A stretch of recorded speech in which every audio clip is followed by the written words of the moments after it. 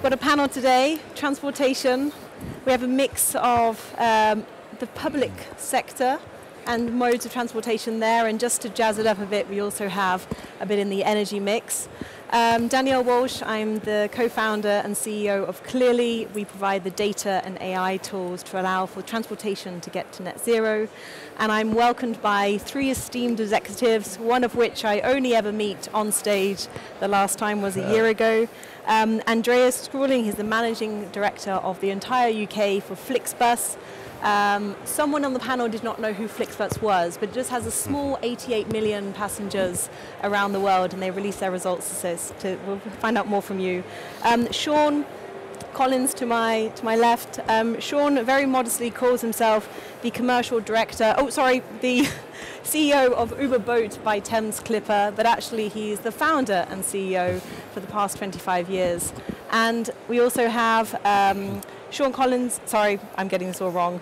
I've got Andrew Stead, there we go, Commercial Director of Plug Me In. And he is our energy man, also coming in the background, years of experience in energy from BP and others. So to kick us off, we have a mix today of speaking around policy, practical implications of getting to net zeros, what are the barriers, what are the solutions, and let's also then bring it out to the audience as well to get your questions and answers. I'm going to kick off directly with Sean. So how long does it take to get from the hybrid boat idea to fruition? It took 4 years from early designs, and then it's just under 3 years to actual delivery. That's excluding the sort of work that we've done prior to that sort of completion of the specification of the vessel. With our previous boat that was built in 18. And what we've done is we focused on putting instrumentation on there that gave us the technical data that the supply chain was needing to develop what we needed to operate in the format that we did. So it's to a degree it's quite route specific, so it was a relatively long time. To give a bit of context here, so we're moving to effectively what is a bus on water, if I may call it that. We're moving people. It's another option to get less traffic on our roads in London. When I raised it this morning, someone tried to compare it to being in different parts of Europe where it's very small boats. We really are operating a very large fleet of people here. How long can we operate one of your vessels? We can operate it between 25-30 years. Is their life expectancy. We carry a lot more than any other form of bus or coach. We carry up 234 passengers is on the new hybrid vessels, and obviously they then also need a lot more power. So we've got nearly 9 ton of batteries in our new hybrids. Interesting. And so what's the incentive for you then to transition, given the lifespan of 25 years? We've got 23 vessels, and that is we've got a long while to sort of replace that fleet over the next 15-20 years. So we had to start somewhere, and and the first 2 vessels, first 2 hybrids, were additional vessels that we needed to meet our passenger demand. And in fact, the last vessel that's due to be delivered next week. Is a replacement. So it's actually the first replacement of our fleet. Brilliant. Let me come back to you. I just want to bring in Andreas here in terms of another form of low cost but very large volume of carrying people around the UK. Main barriers for you have been in, especially now the recent innovations since we spoke 1 year ago, what are still the main barriers that exist today in terms of that transitioning of this such a large vehicle? Yeah, so there are several challenges on that journey. Something I'm really proud to share since we met last year is we launched the very first long-distance electric coach on an express service in the UK earlier this year in March. And that's connecting Wales with England and is really a kind of revolutionary thing in our market. So we are at the forefront. We are showing that it is possible to run zero-emission vehicles today already. The challenge is to make it commercially viable. The cost of running an electric coach on an express service today is double-digit percentage above a regular diesel coach.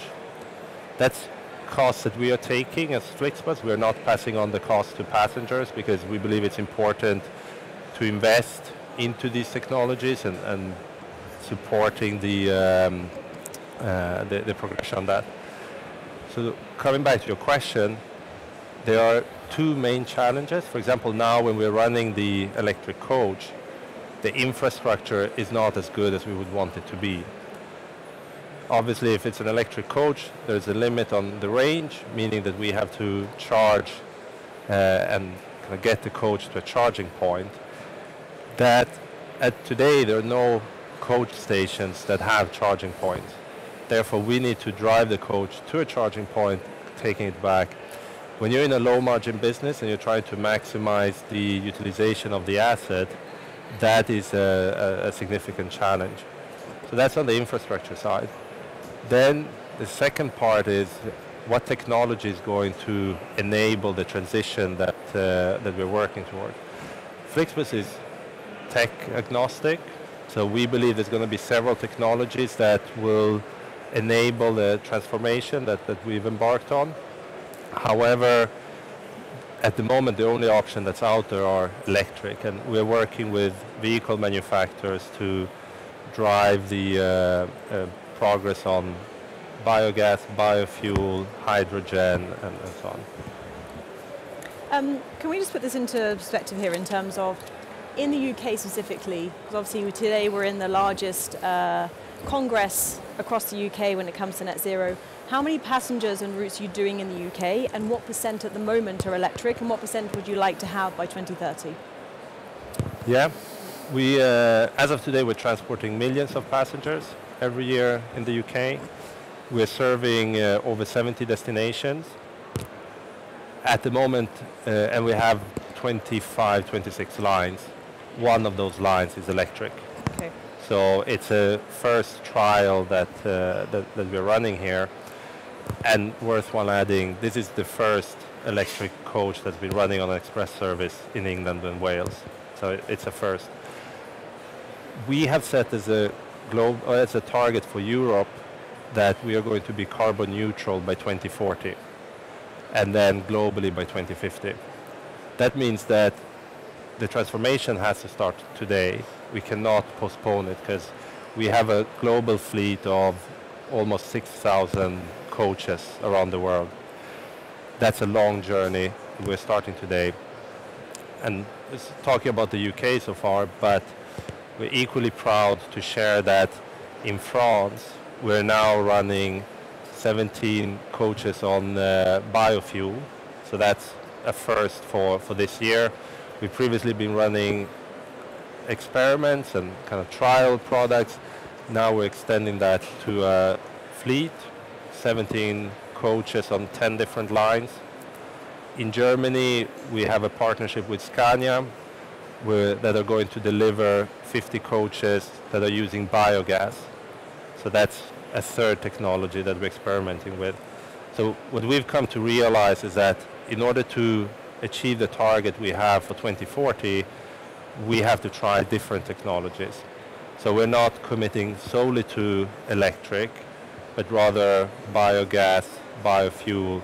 We're also working with ZF in a close partnership to develop a hydrogen coach, which we think will be another technology that will be important in the transition. And I guess the discovery of natural hydrogen is very exciting in the industry at the moment. Andrew, our energy man, which would obviously bring you into the mix here. Let's start off by giving a bit of a background in terms of what is Plug Me In. Yeah, and actually a lot of the stuff you've just talked about echoes very much with a lot of the conversations I have on a regular basis. So Plug Me In, I'm really pleased to say, are doing fantastically well. They were set up around 3 years ago as part of a company called Callison. Callison is a big infrastructure asset ownership business, and they own roughly around about 50% of smart meters in the UK. at the moment, and they lease them out to energy providers. They wanted to take that approach with adjacent products. So the first one out of the traps was EV, because that was felt to be a reasonably easy one and certainly a very progressive market. And we've been really, really successful. So we've gone off and won relationships with Octopus, who I'm sure everybody knows, All-Star. We're a massive fuel business for the fleet sector again. And we provide for a number of other companies, like lease companies like Navuna. We do their EV charging. So our business is set up, in essence, to do some of the stuff that you need, which is bridging that gap between what the requirements are and making sure there's an understanding of being a trusted partner to take people on that journey to help them to electrify their fleets. And the overlay of all of that is we want to try and ensure that it's not only achievable through proving that we can do this and actually unpick some of the lessons people have probably learned along the way, which has been quite difficult in a growing market, and taking our experience to deliver that really well. But also using all of that experience that we've got with Callison to make it affordable to do so. So asset ownership is a really big play for us in the market. And I'm super excited to say that we launched that around about 3 months ago, and we've already got a number of companies that we've installed assets for in the EV charging space. And it's a completely sort of market-making position, whereas they still have full control of the assets and ability to do what they want with it, unlike the sort of historical position of a bay lease rental where you give away space. And it's taken really well. I think nearly 40% plus of our sales have been attributed to asset ownership. So that's us in a nutshell. Before I come back to you, Sean, I just want to pick on what you've both said here in terms of upfront cost is a massive barrier, and obviously the infrastructure side here as well. Andrew, can you just touch on the fact that you've mentioned that Callison obviously is very proud in terms of buying and leasing out, and the model then that you've had, that you've scaled out in terms of ownership. What you've tried to do is then bring back that barrier by actually saying, we'll take on the full cost up front, and then we'll slowly drip it out to the market and we'll lease it back. What is the implications of you doing that? I think in terms of the market at the moment, it's almost, if I look at the market over the last number of years, so this is huge growth market, right, since 2014, so where we started seeing some volume. If you look at the vast majority of installations that's happened in that period, they tend to be associated with a grant that funded that to support that growth, which is brilliant, right? And I'm really pleased to say that that's really been an enabler for a lot of businesses. I think one of the things that we would like to see will be how we build out grant funding to support businesses that can't afford upfront costs in total. And actually, as an asset provider, we can't claim that grant, nor can the site owner. So from a market position, that would be a really interesting position for us to consider how we can lobby to consider that. Because I guess our aspiration is grant funding shouldn't always be there, shouldn't be there to sort of lead the market. I think from a private investment perspective, we're there to support. But whilst it is there, it also shouldn't be an obstacle for people to proceed where they can't have those upfront costs. So the market's changing all of the time right now. And I think, if I go back to your question, I think the big difference is a lot of people have sort of dipped their toes into the market over the years and tested it, and then probably not had the service levels that they would have liked from not only from an installation but from access to the charging infrastructure from an open protocol perspective. And that's certainly some of the lessons that we've learned, and we'd like to talk people through to consider as they're going through their transition into the next space. But we're certainly seeing some big changes right now just in terms of total cost of ownership. There's huge players, I think we all agree, with new entrants coming into the market, different OEMs for vehicle providers bringing costs down. That's going to completely change the market again. We've certainly seen a huge shift from retail into leasing, utility salary sacrifice. So again, we're trying to align with all of that to support that growth. And obviously here what we're needing is that the innovation is obviously coming from the private sector. We need the frameworks, the right frameworks that's coming from the public sector. just touching again, just to make that very crystal clear, the difference out to one of your customers if they were to buy the infrastructure versus leasing the infrastructure, are they enjoying the grant that could be upfront and reduce the cost in both instances? No. So thanks for clarifying that point. Where we lease that asset out to the business, there's no grant that we can apply. So that's a significant delta, which as a business we're taking. That's a direct impact on us because we can't make it unaffordable or look significantly different from an upfront purchase. So that's definitely an issue for us, right? And we want to invest in the infrastructure. That's our strategy. So we definitely need to consider how we can leverage that position and change that so we get either a more equitable position or, at some point that funding will reduce, right? We've seen it reduce over the years already for the domestic market, and it will disappear in time. So whilst it's still there, it almost becomes, again, another reason not to enable private investment, because there is a significant difference with the infrastructure grant and the workplace charging scheme grants certainly being applied on an upfront purchase, not a leased asset. So any policymakers in the room, just to clarify there, this is probably a discrepancy between what's put in place and the practicality of it. If you have customers that want to come forward and pay up front the infrastructure cost, but then you want a business to take on that cost and then allow for the leasing to go out, that funding is lost, and therefore the investment would go down. So policymakers knowing here that this collaboration between the public and private sector is really important, listening to the practicalities is fundamental, and this change could mean that you're slowing down when actually we're driving the innovation, they're driving the frameworks, but it does need to align. It does, yeah. I mean, I'd go further than that slightly as well to say the market at the moment is quite unusual because it's still very growth, right? So people really still don't understand it. And actually technology changes all the time, and I think one of the great parts of our proposition is that we're taking that technology risk. So it gives people a much more comfortable position to consider taking that step and electrifying their fleet because it's mitigating those sort of overall issues. It's our responsibility also to make sure that we give the product all of the attention it would need to make sure it's running and operational, otherwise we won't get paid, rather than an upfront installation, which, I think legacy-wise, there were lots of bad experiences from access to equipment and just generally from a service level for faults. So it's a completely different proposition, which I think helps a lot of people take that step, and we want people to take that step, right? So I think it's a really, really good point. Brilliant. Very good example, practical example of how we can get something right and allow for that speed up of investment and adoption. And of course, we don't have all the answers. We do need to test technologies. We do need to try different aspects here. I am going to come to you, then come back to you, Sean. You wanted to come in? Yeah, thank you. I thought it was very interesting. I wanted to provide an example of the importance of the public sector from the transportation industry as well, where we have two examples in the UK. The first one is electric buses, and here I have to separate between local buses and long-distance coach. So on the local bus side, the government has been incredibly supportive on the transition from diesel buses to electric buses, and there's been zebra funding and various schemes that are supporting that. Thanks to that, the UK is at the forefront in Europe in the transition to electric buses, and electric is a really good solution for local buses.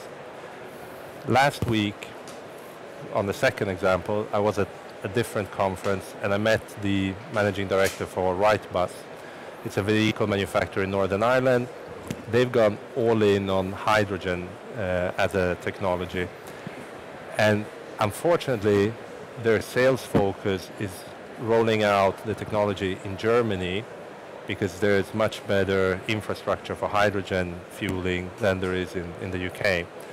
So it's interesting to see where the government has actually been supporting. We're leading in Europe when it comes to electric buses and the rollout of that, whereas it seems we risk of missing out on the rollout on hydrogen because other countries are ahead of us in terms of the infrastructure.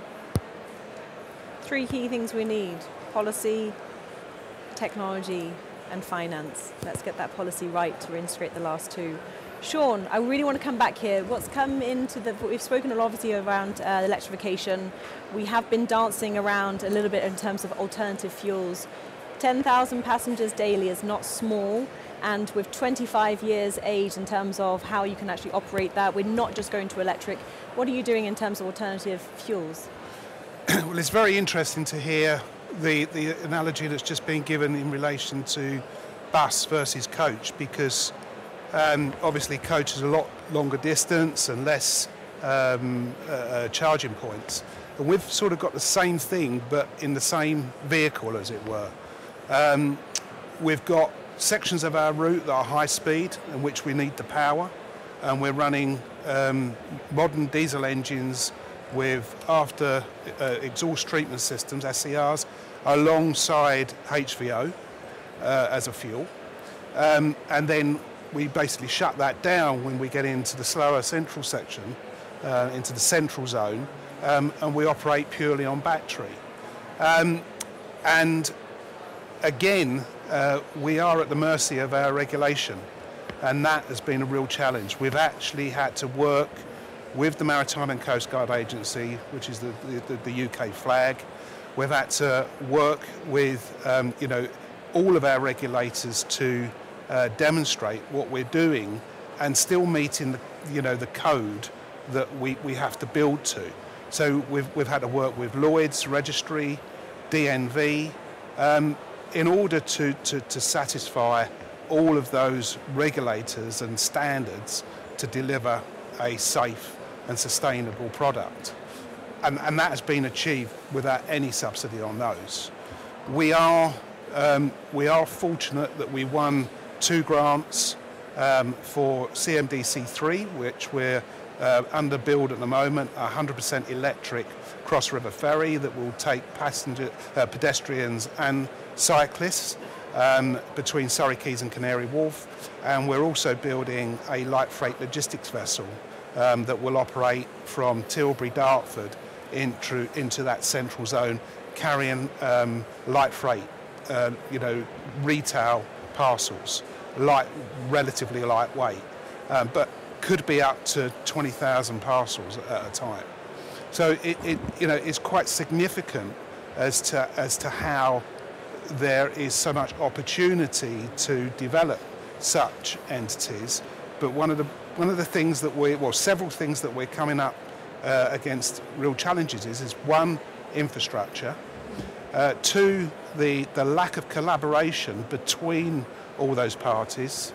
We're working with the Port of London Authority as well in infrastructure, but that's sort of proving to be a bit challenging when they have to then deal with other supply chains and that interface with the land. And just simply creating something new is then going back to the rule book and looking to see how we can sort of modify an existing rule to make it acceptable and make it safe. So it's quite challenging. So you're coming at this from a safety and supply chain readiness point of view. Yeah, there's a big cost to it as well, though. So we're coming back to the cost here, but we're also, what's come up and it comes up in the past 10 years consecutively, is this unprecedented level of cross-industry collaboration that's needed. Can any of you, is a question out to all, touch on what is the main difficulty of that collaboration? Is there a particular sector? Is there a particular part of the supply chain? Let's call it out here in terms of it to actually progress around this barrier. Well, for us to get all the components, all the technical components together, an engine, batteries, the interface between it all, and then the actual thing that propels the vessel, whether it be jet or propellers, that has been like, herding cats, and it's been a real challenge to get it to all talk to each other and then get them to take some responsibility of their technical, their technical application. And most of that has come from boats are built here in the UK, but most of that has come from further afield, Scandinavia and Europe. And I'd say that the biggest challenge that we've found is that technical supply chain is not quite proven and not quite advanced enough to be sustainable. We've got through it, but there's been a lot of modifications and the boats have ended up being significantly late as a result of it. Are either you have the same issue here, of this technical supply chain for this sustainable movement as a barrier? I think a challenge that we are facing, and to some extent I think it's a regular challenge of when you're rolling out new technology, it's that for us we're still waiting for the ideal technology for long distance coach. As I mentioned, local bus electric works well. For long distance it could cover 10% of the use cases perhaps. So we still need the technology for the majority of the networks, and the manufacturers, I'm not sure they're always incentivized to actually create this technology, because they already have strong businesses and they have to invest significant amount into creating this new technology. For the end users or the operators or us who's orchestrating the network, we have to accept for a period of time that the new technology is worse than the new one. And the new one is worse than the old one. And as such, we need to cover the cost of that. And then there's a question, who wants to cover the cost? That's something we've seen over and over, that passengers really care about sustainable travel and they prefer to use sustainable travel. They're, however, not prepared to pay for that. So that is a challenge, and we're seeing that with the electric coach that I mentioned just now, where passengers love the experience, but we have to cover the additional cost of it. And I think if we're looking on a macro perspective, interest rates have been coming up over the last few years, and a lot of the commitments that governments and organizations did about sustainability targets were made in a zero interest rate environment. Now it's going to be much more expensive to actually deliver on those targets, and I think we're seeing a debate about whether we can afford to pay the higher cost, or we start seeing more and more governments actually pushing out those targets, which we are somewhat alarmed about, considering that this is in our DNA. We want to drive the progression in this topic, but we're not going to be able to do it alone. As you say, it takes a village to achieve this. It does. Just before I come back, audience, you can submit your questions. I do have two, and I'm going to come out to you very soon. So please, you have a lot of knowledge in the room. Please submit your questions in the next couple of minutes. Please. Yeah, I just wanted to jump in on that. So I think I'm probably looking at interoperability in a slightly different lens. So go back 6 years when I was at BP looking at building a network. The biggest problem I had was utilisation. And getting people to use it. Clearly wasn't as many vehicles out there as there are now, and wanting to own that customer base was really important. That was done on a subscription basis to give access to the charge points, and I think actually legislation is changing a lot to enable people to go, and certainly with DC charging at least, that you can use payment cards now and you don't need to be on an app, and there's lots of aggregators out there that are pulling all this together. But the market is changing quite a lot. If you think that market was built for private use, really, it was built for consumers. So you've got a massive issue, right? Because how do you get a coach to utilise the infrastructure out there? It just doesn't work. You need a pantograph, and you need lots of other things potentially to enable that to work. And it's nascent. We still haven't got the LCV market up and running to a level that justifies its own network of sites for putting charging, and that's what's coming. And I think one of the things, the biggest, and I'm saying this in a really positive way, by the way, I think there's Charge UK that's out there now that's starting to bring all the operators together and start to enable them to start talking and thinking about how they use that. So I think the barriers are coming down. I think it's getting a lot better. I think regulations supporting that change a lot by making sure that even if it's on a subscription basis, you can still use them through tap and go charging. So the market's maturing, and I'm seeing a lot more evidence of being able to come together. I still have the challenge, I feel, that would I want to take utilisation risk on a network? I'm not sure I would at the moment. But certainly at the sort of level where you've got workplace and independent fleets, return to home fleets, I think that's working really well.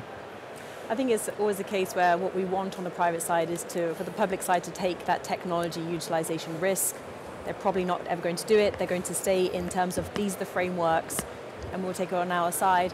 And I think it's a very tight balancing act between when you innovate. We're driven by threat or opportunity, so it's always that balancing act. And I think if you look at the Japanese model of you put a lump sum up front and then you trickle it away, so it allows that upfront cost to be less, versus the German model of go do it and I'll just take a bit of a margin every year. Up front, that's nothing, and then you make the money later. Let's see here in terms of what wins. I mean, if you look at California, they actually took on the Japanese model. California's always the darling of the US, and then we roll out from there, from many different aspects, also from data security to other means. They took the Japanese model but went further by doing the incentivization, where if you implement it now, we'll give you 50%, next year 40%, and then 30 or on. So it's the mechanisms of, okay, actually, I need to move as a consumer behavior. It takes very long to move, but on the business side as well, you're always waiting out that risk metric to go ahead. Coming out to the audience, hydrogen has come up, and we have explored earlier in terms of this exploration of the natural hydrogen versus the still slightly dirty hydrogen. We have a view in the audience that is very different, and I want to bring it to our speakers, is that hydrogen has already lost in BEV in cars, is probably lost in city bus fleets. It almost certainly will lose in truck fleets. Why even focus on hydrogen now? Anyone would like to answer that? I jump in from, I mean, look, I'm an EV guy, right? So I'm going to say probably something about EV here. You wouldn't be surprised. I don't think anything's ever lost. I think we are continually looking at all the different types and ways of fueling fleets to make it work. And there'll be different use cases for different areas. I think the point is absolutely loud and clear and heard correctly. The BEV market has moved on at pace, and I think it's got a lot of momentum, and it's going to continue to grow. But we should never stop looking at what other technologies are out there to make sure that we do the right thing. You know, my viewpoint is always the best journey is no journey, if we want to really get our carbon footprint down. So, yeah, I agree totally with what they've said, but I think we'll still consider what that looks like, and there'll be lots of things that come from it. I think from a broader point of view here, I think what we've also heard is that there has to be a lot of different innovations. We cannot rely on one. There has not be a bet on a broad. It does depend on the country, the area. Cities were built in so many different fashions. We have green, we have huge infrastructure. We also have different means of transportation. Is it the long distance? Is it the short distance? Is it heavy duty, light duty, etc.? I think there's going to be a mix here. Question probably for you is, which I didn't know about and I'm really excited about, because we're dealing with both the movement of people and movement of goods. Question also from the audience is, what are your thoughts on the future potential of integrating freight as well as moving people?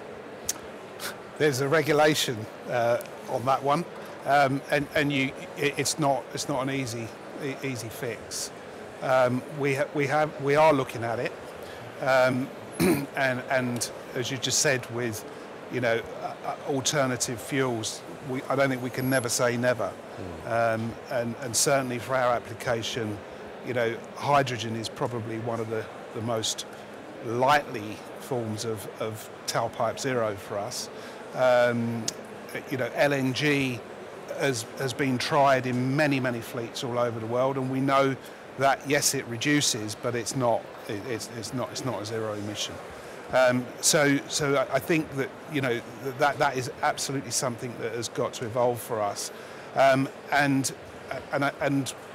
it comes down to weight and segregation in relation to a combined use for the vessels, and how much has got to be moved, and then again, can the terminals accommodate both passenger and freight? Probably yes from the origin, but probably no when you get into central London. So, but there will be a mix, and I believe the demand will be so great that just in time and perishables, yes, they could go in a mix with passengers in a dedicated area. But the greater volumes will also go independently. fascinating. Cities were first built to move goods around, and we were just at home or on the outskirts, and now they're to move people around, and now we have an example of why can't we do both? Interesting thought in terms of the actual, when you're dropping off and picking up, that you do have to have the mix of people and parkers. Of course, it's very different. Yeah. Very interesting. Do you want to come in here? No? I've got another question for you. Lots of talk on supply side policies and innovation. Any particular demand side policies that are gaining momentum? I think yes. I mean, you know, we've got the low emission zones in London, and whilst that doesn't apply to us, we come under the IMO, we come under maritime regulation. We've all got a duty to contribute, and I think that was mentioned earlier. Customers love it. We've got so much positive feedback with what we're doing with our new vessels and everything else, but it comes at a cost, and are they going to pay for that? And again, if you look at what is being spent and what contributions being made from the public purse in central London to achieve this, the same's got to happen for our industry as well. Otherwise, we're not going to be able to meet those demands and be sustainable. Well, maybe for you, Andreas, to also complement this, is that is it for the business to take the responsibility of providing cost-efficient solutions out to the consumer, that it's rather the demand on the regulatory side can be to supply, and it's for us to facilitate the demand? Absolutely. I think, obviously, as a business, and something we pride ourselves at FlixBus is want to provide affordable, reliable, and sustainable transportation. Then there's also reality within which we have to operate, and there is a pull from passengers, which we're obviously happily supplying. The challenge there is how quickly that demand for zero-emission transportation develops and grows. What we're seeing, and here again there's quite a big distinction in the UK between local transportation and long distance. On the local side, there's been a lot of demand incentives from the government where, as I mentioned previously, they support the cost of vehicles. They've also had, many of you might have seen the £2 ticket that was running last year where the government kind of fixed the price at £2 for travel. We obviously, from the long distance perspective and coach, would appreciate some of that support within our industry as well, but obviously until that comes, we are kind of with the electric coach here in the UK, with the biogas, biofuel in continental Europe, we're driving those initiatives forward.